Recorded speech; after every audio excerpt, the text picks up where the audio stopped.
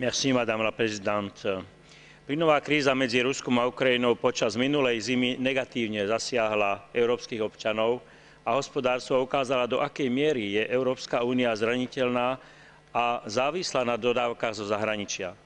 Únia by mala vytvárať svoju energetickú politiku v duchu solidarity a zabezpečiť tak v súlade s novými možnosťami danými Lisabonskou zmluvou bezpečnosť dodávok energie v celej EÚ. Čo sa týka riešenia náhlych výpadkov dodávok plynu, súhlasím s názorom spravodajcu, ktorý posilnil ustanovenia v článku o možnosti vyhlásenia núdzového stavu v spoločenstve pre vymedzenú geografickú oblasť.